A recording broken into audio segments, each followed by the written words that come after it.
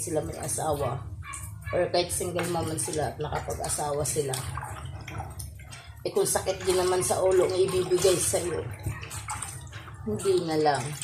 Mas gustuhin ko na lang yung magiging single mom na lang ako mga guys, at anak ko na lang ang intindihin ko at hindi pa problemado ako at hindi pa ako stress. Lahat ng gusto mo, puntahan mo. Walang pipigil sa'yo. Walang ano sa'yo.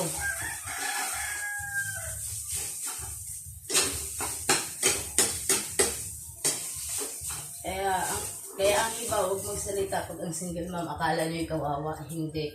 Mas kawawa ang mayroong asawa.